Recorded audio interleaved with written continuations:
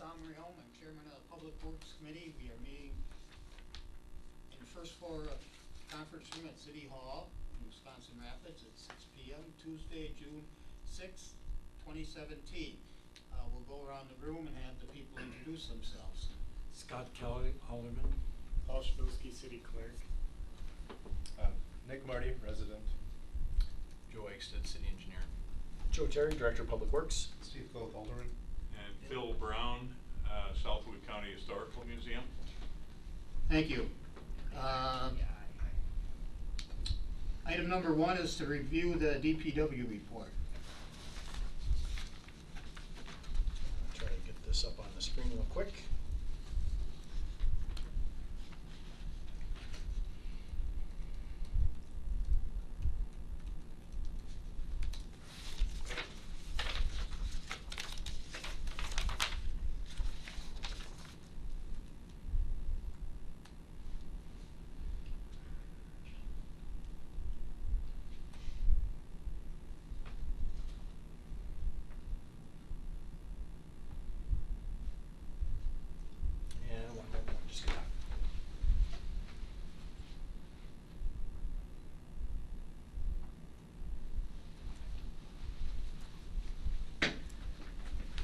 So our DPW report you should have received with your packet. Hopefully you had an opportunity to go through it.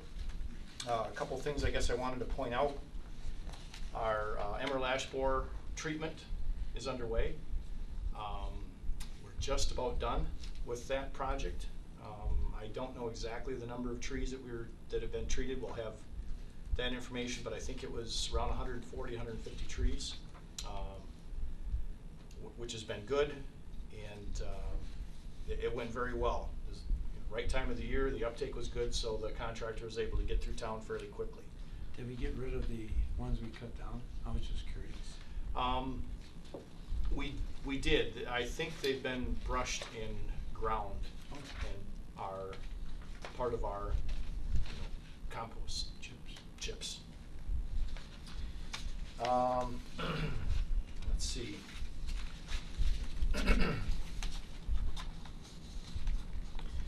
Our First Street construction project's going well, knock on wood. We're a little ahead of projected schedule. It's been a complicated project with the rain that we had early. We've got 2 crews working out there right now. We did hire outside backhoe to service the second crew, so we've got a contractor backhoe out there. We're going to wrap that second crew's work up fairly soon so they can get back on maintenance work, because we don't have those guys available then for our regular work. One crew's been working 410s, the other crew 5/8s.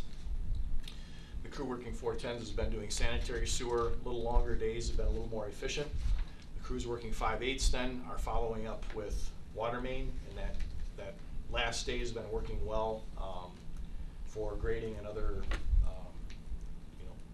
subgrade prep. So it's been going very well. The wastewater lift station,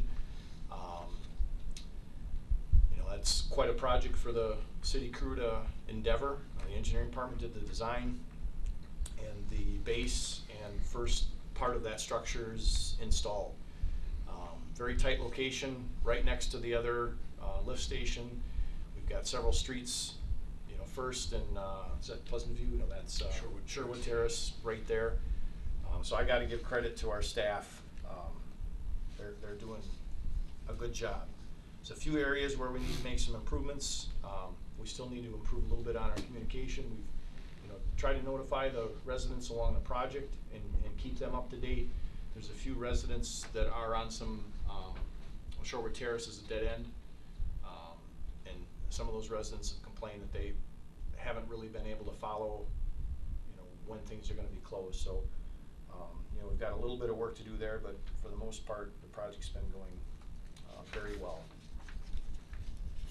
We have had a couple employees that we've lost their productive ability due to injuries unrelated to work. So we've had some challenges, some staff challenges. We are reviewing that situation, and plan on making a recommendation here shortly. We'll be visiting with mayor and HR staff. We're challenged finding part-time limited term employees that that have any kind of a skill base that are going to make them an asset. So we're several part-time employees short, and we actually had challenges filling our summer staff this year. So we've got a lot of work to do, and the staff's been working hard at it. We're struggling a little bit there. Our splash pad project is underway. The building foundation is complete. Some of the site work is done. The time procurement for some of the special splash pad spray equipment and the manufacturer's recommended cure time for the surface to be applied is resulted in a project schedule with anticipated late summer completion. We're going to be meeting with project engineer tomorrow to discuss that a little bit. I'm concerned that our timeline isn't being met, but at this point it doesn't look like there's a whole lot that can be done about it. Public Works Department and administrative staff will be promoting awareness of Public Works and the Aquatics Project by having staff and vehicles in the Cranberry Blossom Parade. The Mayor's Youth Council is working hard on float. We're going to be using a city trailer for that, so that's going to be pretty exciting. Everything else in the report, take a look at your leisure, and we'll get this posted on the city's website as soon as we can. Any questions or anything from anybody? All right, and go to item 2. That's to review a request by the Historical Museum to permit the installation of a conduit across 2nd Street South so they can reconnect their sprinkling system. So I've got a attachment, just kind of a location sketch there. The museum has previously pumped from the river and has since abandoned the suction line and installed an irrigation well. The water from that well is very high in iron and stains the sidewalk, sign, building, etc. The museum is in the process of investigating their options, one of which is to include drinking water as a source for irrigation. The other is, or another, is reinstalling the suction line to the river. That would cross the city right-of-way on 2nd Street South, and the city has recently approved a permit and fee for residents on 1st Street North for the construction project that's underway right now, and that was a case-by-case review. Just because of that, and because of the request, staff recommends that if a request is made by the museum, that the city would approve a permit to allow them to have a private suction line within the street right away. Permit fee would be $500, same as what our other recent approvals would be. The city would install the conduit at the museum's expense. The museum could then insert their suction line and remove it at their pleasure, and the permit would stipulate that the museum would be responsible for any future costs to repair or replace the conduit should it ever be necessary to do so. In essence, it allows the museum to locate a private asset in the public right-of-way and indemnifies the city if they wish to do so. So I will, staff, myself, would recommend a motion to allow that as an option for the museum if they so choose. Phil, Yeah. you're here, I imagine. for Well, that. yeah, and, the Southwood County Historical Museum grounds have really become a showpiece for the Wisconsin Rapids area. So we certainly thank the Wood County Master Gardener volunteers for the maintenance and upkeep of the gardens, and we have a lawn service, of course, too. But it requires a lot of water, and when the sewer system went in along 2nd Street, oh boy, I want to think 20 years ago, maybe 15, 20 years ago, we decided to use, city water, and 20 years ago, it was pretty reasonable to use city water to water our gardens and lawns. Over the last 15 years, of course, that cost has gone up dramatically. And we were spending as much as $3,500 to $4,000 a year on city water to keep the gardens and lawns up to snuff. And so we decided to put in a well. And we went through the process through Dave Laspa, and we got permission to put in a well. Well, I got hopped well drilling out of Auburndale, and he came in and called me. He was 200 feet down and no water. And I said, well, what's that mean, Dave hopped? He goes, well, that means if I stop drilling, you owe me $6,000 for an empty hole. So I said, keep drilling, Dave. And sure enough, they hit water at 266 feet. And boy, was I relieved. The total expense of that jumped up to about $10,000, which kind of surprised us a little bit, but it was a payback. If we were paying $3,500 a year for water, we figured we'd have it paid off in a few years. Well, the first fall we had it was in the first late summer was 2015, and boy, did we notice the iron. Everything the water touched turned orange. So that water was hiding down there for 266 feet down, and was really quite a mess.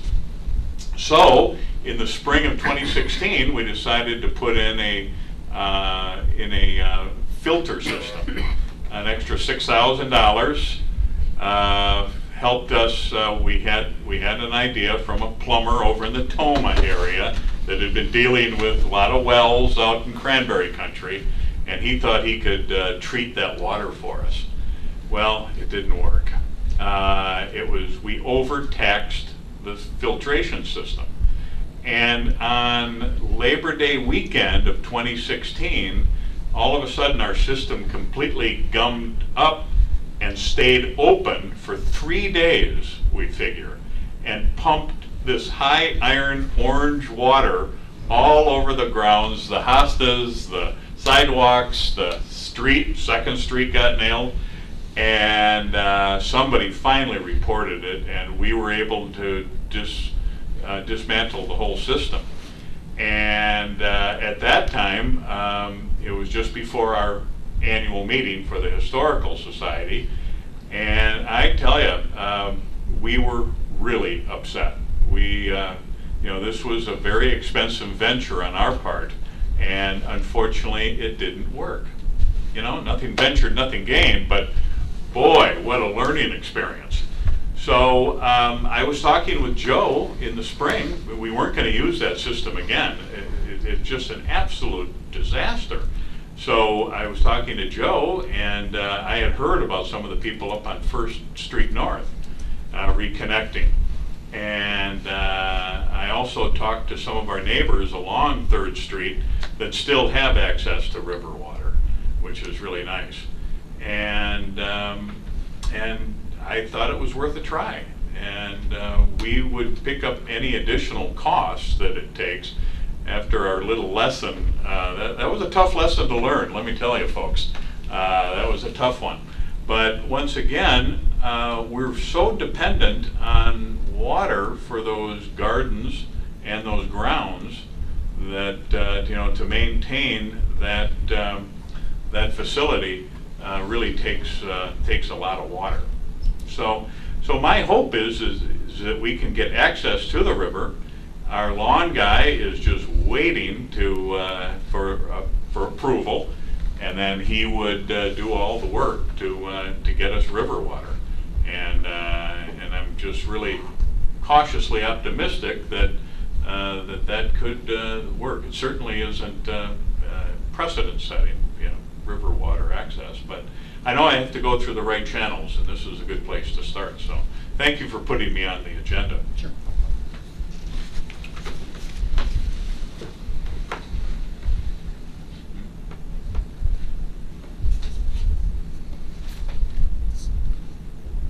I don't think they're asking for anything more than what the residents of First Street was. I'd make a motion to accept the recommendation of the city staff to allow the Southwood County Historical Society to reconnect their sprinkling system to the river.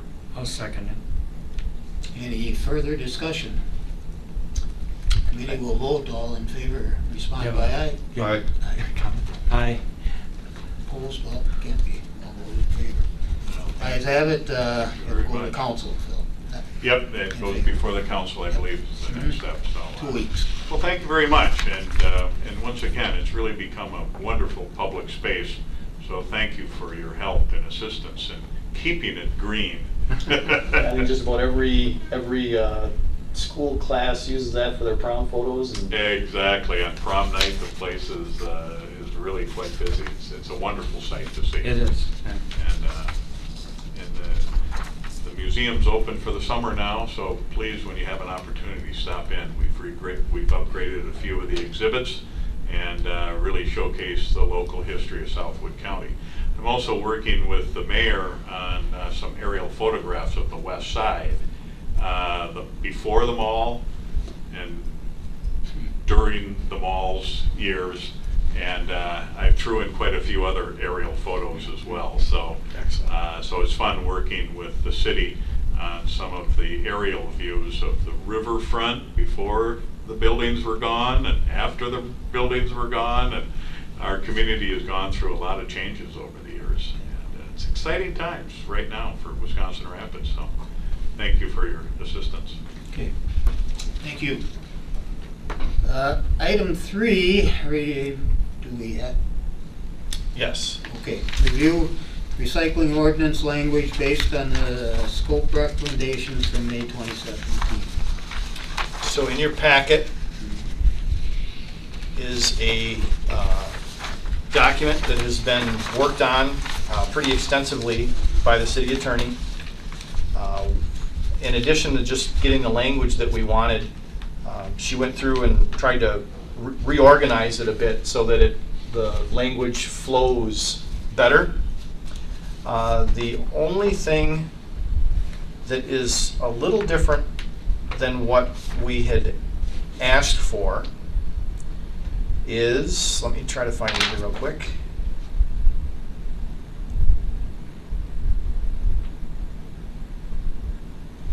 .06. It's on the first page at the bottom. 1A. The last sentence there, if a resident who paid for an additional cart moves to another area in the city and wishes to have a second cart at the new residence, the resident does not have to pay for the additional cart, provided the 2 carts at the previous residence are left behind. The city would provide the resident with 2 carts at the new residence.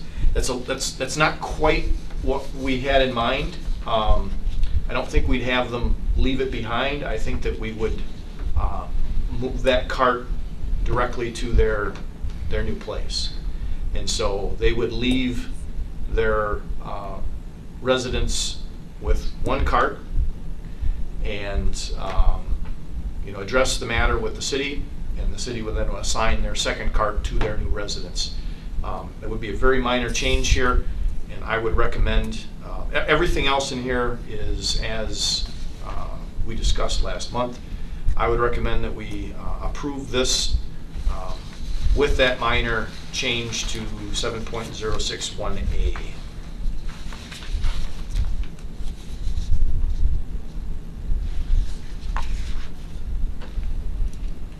I'll move to accept Second. second, okay. All in, any discussion? No. All in favor, respond by aye. Aye. Opposed, ayes have it.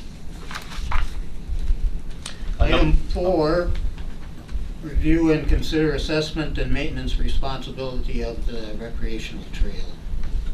Improvements being proposed along 3rd Street South between Dewey Street and Meade Street. Like the First Street project, there isn't a formal policy in place right now on assessment of multi-use trail facilities. And so, to be consistent with our other projects that are underway in which we have not assessed property owners for a multi-use trail, nor do we expect the property owners to maintain it in any way, meaning snow removal and future repairs. City staff recommends that the multi-use trail proposed along First Street North, or I'm sorry, along 3rd Street South, not be assessed to the adjacent residents, and the city would be responsible for the construction, snow removal, and future maintenance activities. I think it would be important to note that this particular project is a little different because we're recommending that that multi-use trail be concrete rather than asphalt because of the nature of the residential community there, to try to really maintain the the atmosphere that currently exists. Would be to, that section of trail would remain concrete.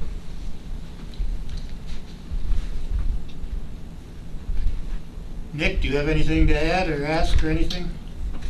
No. Gentlemen here were just down in the neighborhood a couple hours ago. They did a great job.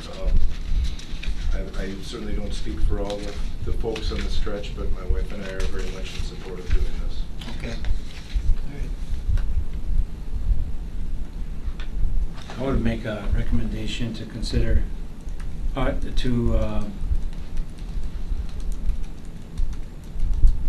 if you put the word consider in, recommend approval of the maintenance and responsibility of recreational trail improvements being proposed along 3rd Street South between Dewey and Mead Street. I'll second. The only, Just a clarifying point, there's also a section of sidewalk that wasn't mentioned on here. It's on Mead Street between 2nd Street and 3rd Street, which it's also part of the trail connection that, if that was, Right. if there's a motion, if that could be included in that motion, that section of trail. As you come up from Dennis Come up Park, the- up 3rd Street, then you turn west to go down Mead Street to 2nd Street, right by the Mead Bridge there. And that section on Mead Street wasn't included in our ask or in the motion. So I would amend the motion to include Mead Street from 2nd Street to 3rd Street. that'll be part of the motion. I'll still second. If no further questions, we'll vote. All in favor, respond by aye. Aye. Opposed, the ayes have it.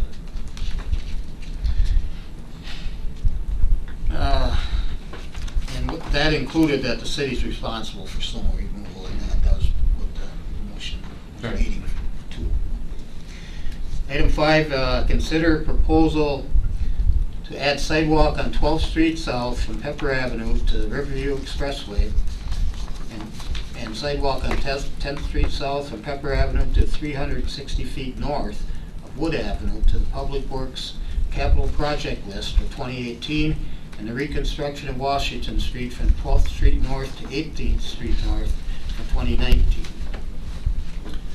The sidewalk projects have already been approved by resolution. They just were omitted from the list. I missed it. The Washington Street project was in the spreadsheet that was provided, but it wasn't in the memo that we reviewed. So I felt that it would be important just to call that out and ask for a motion to include those projects officially in the capital improvement plan. Well, I'll move to officially include them in the capital improvement plan. I'll second.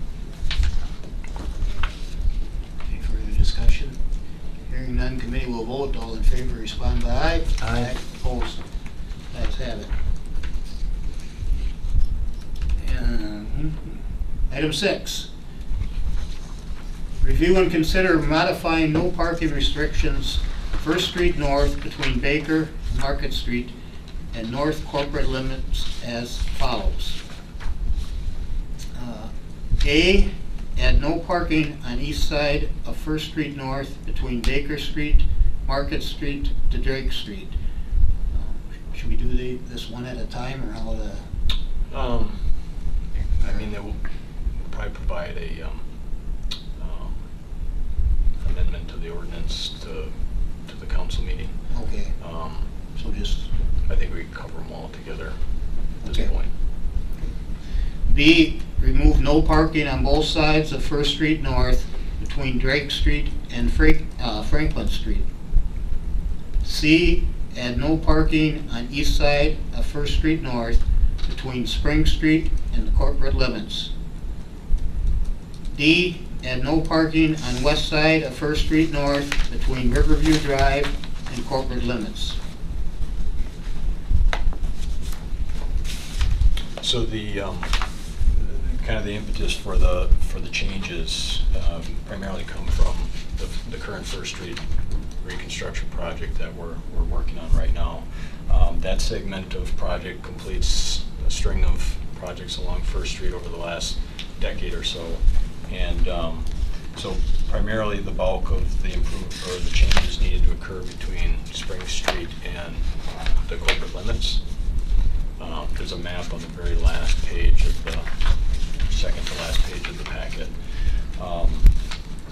Those are to accommodate the changes with the recreational trail along First Street, the narrower street portion that's being put in from Riverview Drive up to the corporate limits. South of Riverview Drive, we can accommodate parking on one side, or both sides, parking on one side from Spring Street to Riverview Drive, and allow an on-street bike lane up to up through. Actually, it'll be up through Spring Street up to the existing recreational trail by the Foundry, Oliver Street area. The areas in red that are shown there, those are currently in our ordinance and signed as no parking areas. Those areas will remain as no parking, except for the block between Drake Street and Franklin Street. That's kind of right in front of Legion Park, and there is room to park there if vehicles so choose to park there. There currently isn't no parking signage out there, but it's in our ordinance as no parking. So that's the one block section of removing the parking restrictions and making it accessible to park there. So in a nutshell, these are the recommendations that staff is proposing to make for the entire stretch of First Street from Jackson Street all the way up to the corporate limits. Yeah, I'm glad you're considering removing the no parking there so people can use the park. You know, otherwise you won't be able to.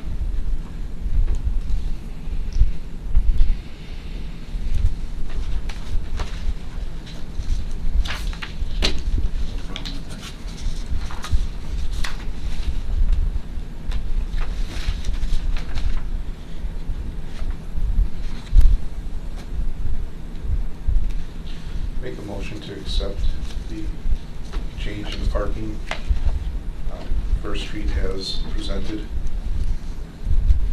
I would second it. Motion is second. Any questions? Hearing none, committee will vote. All in favor, respond by aye. Aye. I just have a question, talking about parking. Beautification, they were mentioning that we don't really have to have curbs, as many curbs painted yellow as we do. And if we don't paint them yellow, we could save $80,000 a year, possibly. Is that true or not true? Or, I haven't run the numbers. Have you? or they threw a number out. Maybe Sure. it's 30,000. I think it's a great idea. Because like, for example, behind Mead Hotel, some of those curbs are painted yellow. Well, no one's going to be parking on that road or the boulevard, and it's kind of unsightly. And if we can save money and use it for bike lanes, you know, the stamping of bike lanes and stuff like that. I do remember, recollect somebody mentioning also, and I haven't checked to see if it meets standards or not, but an alternative to painting the curb is actually putting a yellow stripe right along the curb. I don't know that Oh. I've heard suggestions that some municipalities are doing that in their downtowns, but I haven't investigated to see if that's a recommended principle and practice. So certainly that would save on paint instead of painting The whole 6-inch vertical face of curb plus a 6-inch head of the curb. Yeah. To simply paint a 4-inch stripe or something along, maybe if it's reasonable to do so. All adds up. Could maybe make a note of that as a referral item. Yeah, I think, just to consider, I mean, if we could save several thousand and repurpose it.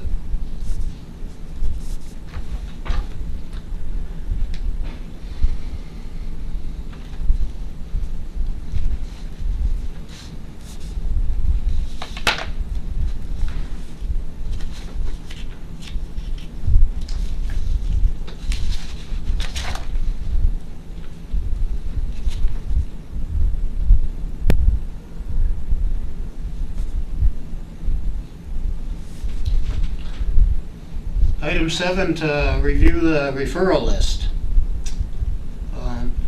Item 2, that can come off, right? Yeah, I guess we're pretty well set on that. Paving markings and that, Yep. or not? I think we went through that last month. I might have missed that. Okay. Yeah. And item 1, just as an update, we did do a oiling program, and we do intend to do a roundup again this year for areas that are problems. So I think we're making that a standard practice, so we could. A yearly thing, so we take could it remove off it or- if you like. Yeah, let's make it a standard practice. Rather than always coming up. As long as we keep doing it, otherwise Nick and others will be Yeah. back at it, so, I mean, yeah. We'll take item 1 off then. Okay. Somehow we're gonna get to that ward cleanup program, Scott. I think I'm not it's- sure yet how, but. And it might be related to the idea when we get carts for garbage, and when they're, like, when people move out of apartments, they put this whole amount of stuff in front. So it might be all kind of connected, and we talked about how we can. We should be addressing that in the ordinance as we move forward, so Yeah. we'll keep that in mind. It's all to interconnect. Yeah. I think one thing when we look at ward cleanup programs, or even just in our regular waste collection policy, one problem that I think we have is people that don't necessarily live in the city that need to dispose of items, find somebody that lives in the city, and then you have people bringing all kinds of stuff into town and they're dumping it on the curb for trash day. Because right now, the city will pretty much take anything. I mean, that, I've heard of people throwing furniture or whatever out there. I mean, you can see it when you drive through some areas. You got all this stuff up on the curbs because the thought process is, well, you can throw it on the curb, the city will take it. If the city don't take it, the scrappers will take it. And That was the problem they had. I can't speak to it necessarily, but I talked to some people, but in Ward 1, they did a great job. But some people brought items in from outside the city, knowing that we would take them. So it's something we just have to go slow to go Yeah. fast, and do it right, I don't know how that would look or sound like, but. Yeah. Well, I'm gonna have 2 to add. Okay. I don't know if you want them tonight. Yeah. One was sent on the computer, both from Alderman, other Alderman. 16th and Chestnut, about people running the stop sign on Chestnut, on Chestnut. On Chestnut Street. So, I didn't know it was a problem, but I was told it was. If there'd be a way of, and it may be people that aren't paying attention, the flashing stop signs could be put up, or what. We'll evaluate and try Yeah, to right. determine Yep, the extent of the problem, yep. Yep. to see if it's I an didn't know, occasional I didn't thing know or what it if was, it's. but. We've got another request in that area for a T intersection where it's by school, and so Well, we've got a few things in that. Is that your other one? That may be the other, next one, from a person on 15th Street, Okay. I believe it is. 13th maybe? Well, it could be. Okay. They came on the computer about that and speed of the traffic and that. Okay. And talk about the possibility, their thought process was a stop sign to slow people down, and I know that's not our general way that we try to slow people down with a stop sign, but thought process there was because of the school there, with St. Vincent's is on Chestnut again, same street, stop sign possibly at 12th Street or something like that, so. So it's on 15th Street, between Chestnut, around that area? Yeah, Or, it's, okay. yeah, it's on Chestnut Street itself, Oh, okay. the ones who emailed me. Okay. Another one of the old ones, so. All right. Oh, I have one that you know of, because we met tonight at 3rd Street, going south. Mike, there's a curve, right where Mead Street is, on 3rd Street, and it's kind of a main thorough section from the, if you look at nights, from the bars to the expressway, or and people are saying that traffic is they're going too fast. My thought was, and maybe you can't do it, but when I've gone through small cities, and if it's 25 miles an hour on the sign above it, they have a radar type of same size, and if I'm going 30, it'll tell me I'm going 30. I slow down, and it's not ugly, or I mean, it's just there, and you catch yourself. And I thought We have a maybe trailer, but not a sign, right? yeah, not a. No, I'm talking about a sign. The sign. Currently we don't have a sign. We do have a speed trailer that we can locate in different areas. You know, it could be used to determine the scope of the issue, and if it's if it's something that needs enhancement, where that needs to be there all the time, then we could look at maybe doing a sign and purchasing something like that. Let's do that, because I'm thinking more of a permanent, because I got a feeling once you take the trailer away, it's gonna go back. Well, it'd be good to evaluate, right? There's a perception of an issue. Let's see if there really is an issue. Yeah. I guess speaking of opinions, Mhm. I think my opinion is the perception is reality. Okay. But let's see for sure. Do those radar trailers hold a record in them? We can do a speed Some study, probably yeah. do, but yeah, I mean, we've got a speed counter that, and we could have out there counting while the speed trailer's there. I mean, there's for some people they'll slow down, other people won't care, and then some people that did slow down initially, they won't care maybe after a few days, if they travel Yeah, that it's route just- regularly, but. It's there. Yep, we'll see what the issue really is. Yeah. Thanks. Anything else on the referral list? Otherwise, we're to number 8, and that's adjournment. I move to adjourn. Second. A motion second to adjourn, all in favor respond by aye. Aye. Opposed, ayes have it, meeting's adjourned at 6:42, 30, yeah, 42.